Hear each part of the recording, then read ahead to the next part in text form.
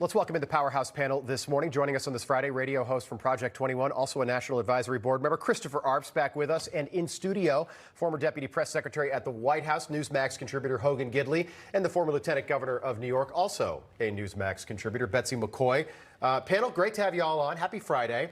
Dr. Ashish Jha used to be a frequent guest on this program. I'd love for him to join us again because I've got some questions. Yesterday, Dr. Jha was talking about COVID. And look, we've heard about this elusive new variant, maybe a midterm variant. That's what I'm calling it, because as we get closer to the midterms, we're hearing more and more about COVID.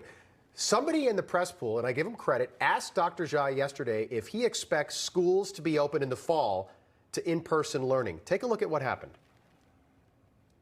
Doctor, do you believe all schools will and must be open this coming fall? Yeah. You have to go. I enforce. He has to go. Sorry, we're overtime.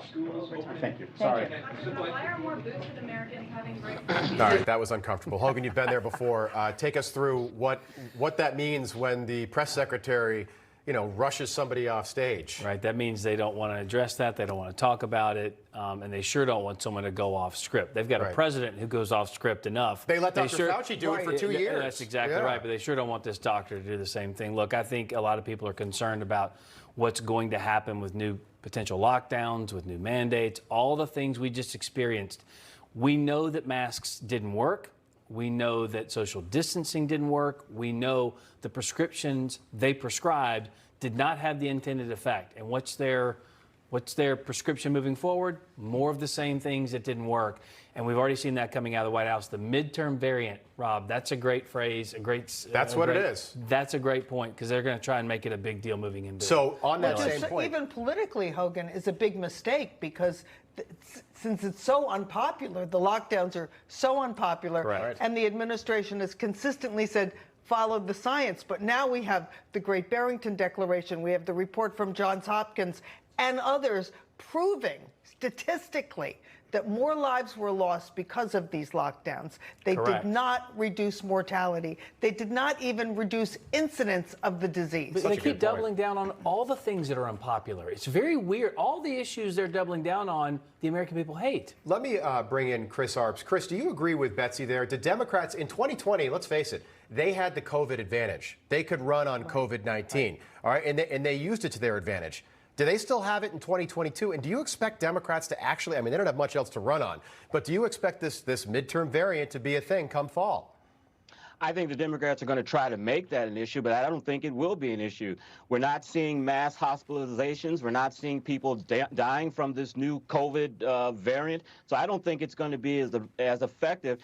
Give you a short personal anecdotal story.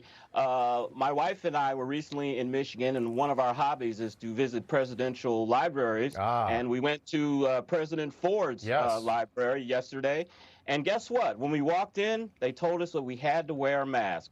I was like, you've got to be kidding me. This has to be the only place in the country Ford was a Republican making people wear masks. Yeah, that's surprising. But no, that's great. By the way, people forget, and people watching right now, I'm sure remember, but when Ford left office, inflation was 12%. Okay, so early 1977 when Jimmy Carter took over. So inflation was already on the way up, and Ronald Reagan primaried him, and that was an issue in 76 as well. And Rob, remember those horrible buttons that they had? Whip inflation now, win, which was a total PR disaster. Yeah, I remember Ford's slogan was great. Ford said, "I'm a Ford, not a Lincoln." Or like being like, I'm a regular everyday. No? Anybody remember that? Doesn't sound good. No, it doesn't. But I thought it was good. It's better than Putin price hike. You know what I mean? I thought it was better. Okay, so we're going to get the May jobs numbers a little bit later this morning. We expect around 8:30 a.m. Eastern. We're about 158 days away from the midterms. According to the Labor Department, right now there are currently 11.5 million job openings, but 5.9 million people unemployed. So Hogan, basically twice as many people are looking for work as there are jobs available, which is really unusual when an economy is rocking and rolling. Right, and they're trying to sell us that this economy is the best thing ever, and it's obviously not. The American people are feeling the pain of a lot of the policies this administration has put in since they were sworn into the White House, into office.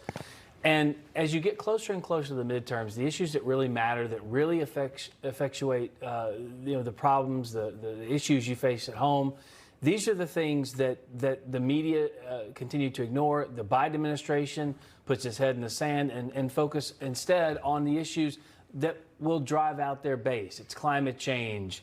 That's one of the things they're talking about lately. Obviously, with guns and other things.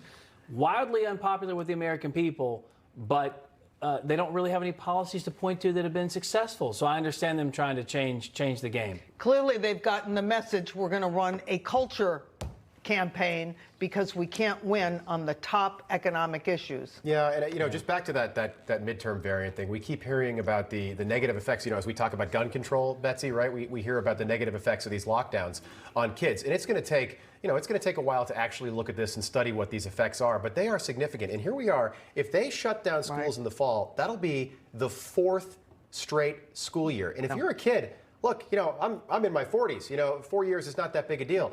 If you're my daughter who's 5, it will not happen. Parents are mobilized to fight this. Do you agree? I mean, if the Democrats try to push this, you watch blue states, Massachusetts, California, New York, they'll be happy to do this. Kathy Hochul wants to win re-election. To whom are you talking? Anybody. Well, anybody. I'm going to jump in and tell you that the American public, parents will not tolerate it. You already see an enormous rebellion occurring all across the nation as parents run for school board elections and take the power away from the teachers union. And they are mobilized now. These mama bears and papa bears are ignited.